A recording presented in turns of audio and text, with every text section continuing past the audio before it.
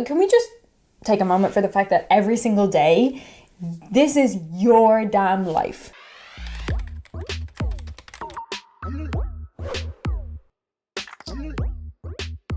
Hello there and welcome back to my channel. My name's Kate and I need to come up with an intro. Today we're going to be talking about all of the things, well, not all of the things, there's a hell of a lot of things you could do, but where to put your focus if you want this year to actually be the best year of your life. We are not playing games. We could play games and then it wouldn't be the best year of your life. First thing we have to do, pick 3 life categories where if you had that category down, your life would be 100 times better, or even 10 times better. Some examples here: career, health and wellness, personal brand, relationships, education. Whatever 3 life categories or projects you decide, we're gonna take those 3, bring them to the next stage. This is where things start to feel like nice and juicy, and I want you to write a 3 to 5 sentence paragraph for each of those life categories in their state of this is amazing. Just explaining and describing how it's gonna look. For example, if you're going down the health and fitness route, maybe you want to say like, I am the fittest I've ever been. I'm feeling so energized every single day. I'm in a better mood and I'm feeling light on my feet and I'm just ready to go. So do that for each of the 3 life categories. And the key is to really tap into the emotion of it. Not just like, I'm gonna have this and it's gonna look like this, and I'm gonna wake up to this. Dull. Just really like, it feels so invigorating to finally have energy and be able to get up at whatever time you want and blah, blah, blah, blah. Like, there is a you in the future that's experiencing that thing. How is she or he or they or whatever experiencing it? Sorry to scream at you, but next one. I want you to set quarterly goals for each. Q1, whatever the goal is. Q2, whatever the goal is. Q3 and Q4 for all 3 life categories. And let's also be very realistic with ourselves that it's probably not going to be distributed equally, right? Let's say you're aiming for 100k revenue in your business. It's probably not going to be Q1 you earn 25k, Q2 25k, Q3 25k, Q4 25k.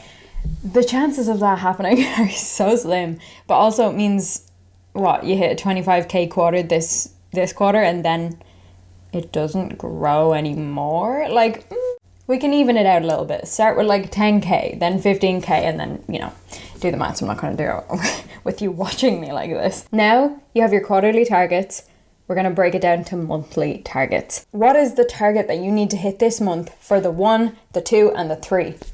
And that's all you need to focus on. Don't write monthly targets for the whole year. It's not really necessary. And you know, what if things look different at the end of Q1 than you expected, and then you start Q2 and you're like, oh, I'm behind, when you're not. It's just, it happened differently to how you expected. You only need to come up with the monthly targets for the first 3 months, the first quarter, because then we get to tackle it again when we come to our quarterly planning as we move into Q2.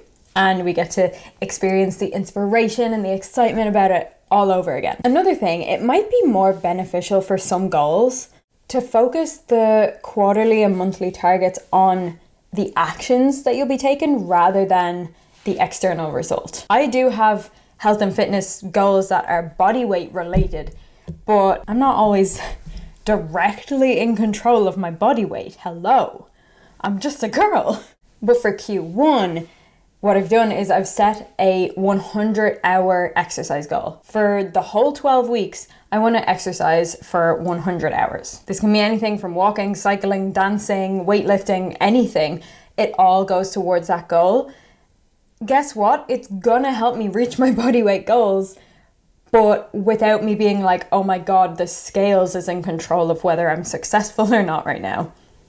That's not the vibe. Because realistically, for the shorter time periods, it's less predictable whether we'll reach a goal when that goal is external to us. You could hit your 3-month goal in 2 months, or you could hit your 3-month goal in 4 months. And what? Like, just because you hit it in 4 months, that means you're a failure? Like, of course not. For some goals, let's definitely frame it in a way that, okay, this goal is 100% within my control.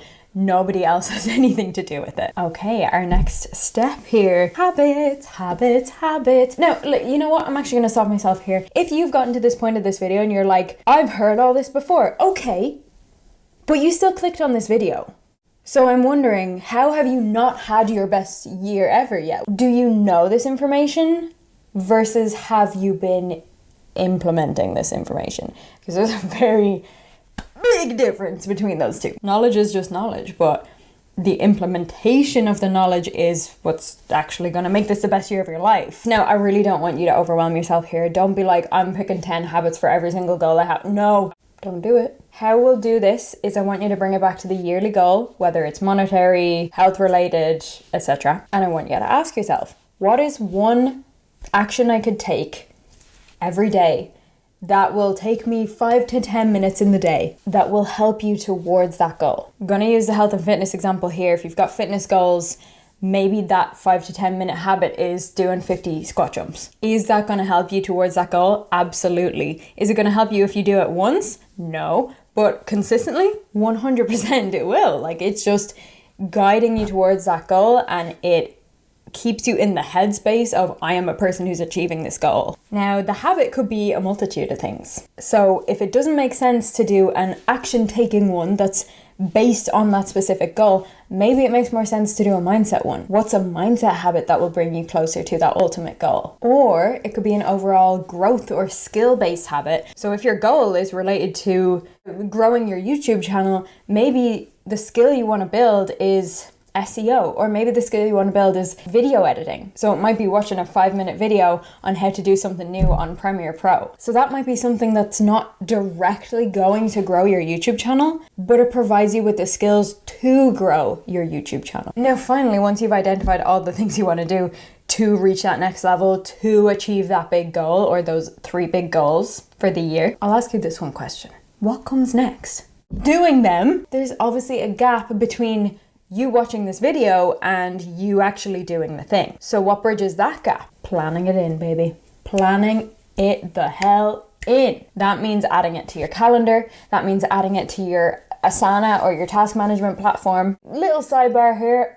Can we just take a moment for the fact that every single day, this is your damn life.